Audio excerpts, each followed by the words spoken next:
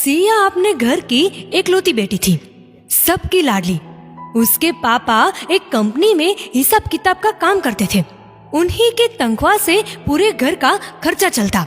घर में बहुत ज्यादा सुख सुविधाएं तो नहीं थी, फिर भी जरूरत की हर चीज उपलब्ध थी। सिया तो मानो माँ पापा की जान थी। उसे तो हर चीज बिन मांगे ही मिल जाती थी।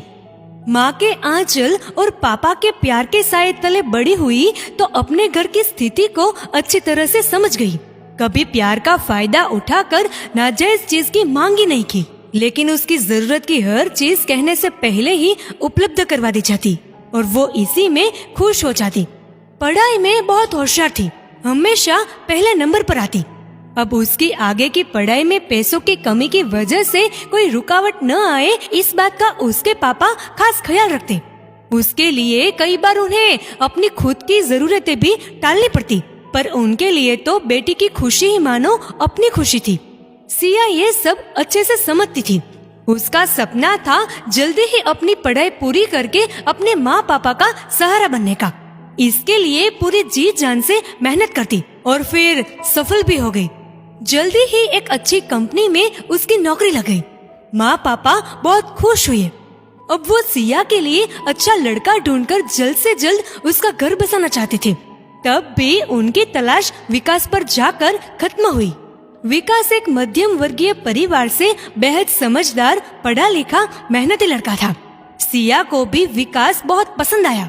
जल्दी ही दोनों परिवार की आपसी सहमति से सिया और विकास की शादी हो गई। माँ पापा की ढेरों दुआएं और आशीर्वाद लेकर सिया ससुराल विदा हुई।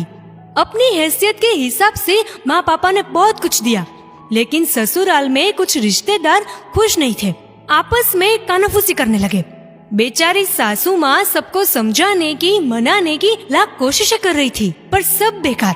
कुछ शब्द सिया के कानों में भी पड़े, पर वो अपनी मर्यादा को ध्यान में रखते हुए चुप रही। हद तो तब हो गई जब उसकी चाची सास पास आकर बोली, बहू बुरा मत मानना, पर रीति रिवाजों के हिसाब से तुम्हारे मायके वालों को जितने उपहार देने चाहिए थे उतने दिए नहीं है।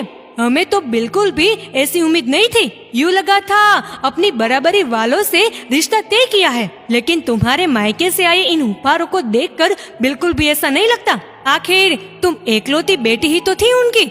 एक बात तो बताओ, तुम्हारे पिताजी की तनख्वाह कितनी है? अचानक पूछे गए ऐसे प्रश्न पर सिया अवाक रह गई।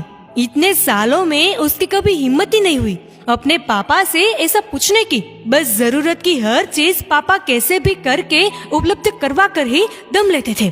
इसलिए आज जब चाची सास ने ऐसा प्रश्न पूछा तो वो इतना जरूर समझ गई थी कि अगर समय रहते उचित जवाब न दिया तो भविष्य में ऐसे न जाने कितने सवाल उसके सामने खड़े होंगे।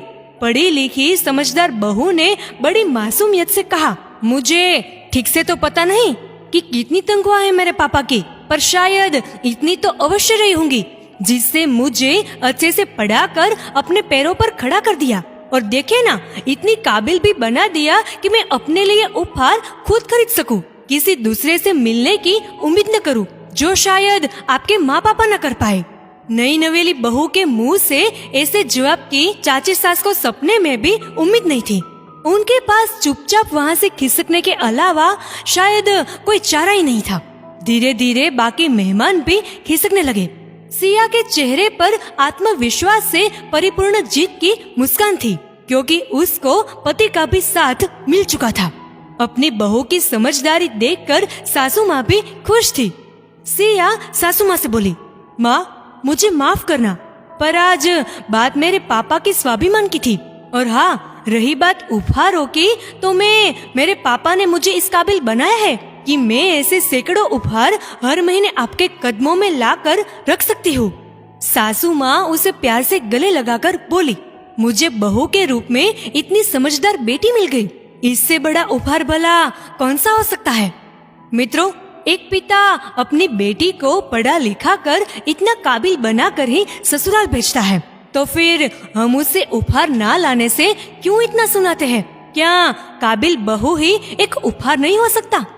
दोस्तों, इस वीडियो को लेकर आपकी क्या राय है नीचे कमेंट करके जरूर बताएगा। अगर आपको ये वीडियो अच्छा लगा हो तो इस वीडियो को लाइक करिएगा, शेयर करिएगा ज्यादा से ज्यादा लोगों तक, और ऐसी और भी इंस्पिरेशनल वीडियोस के लिए सब्सक्राइब करें हमारे यूट्यूब चैनल को और फेसबुक पर फॉलो करें हमारे पेज को। धन्यवाद।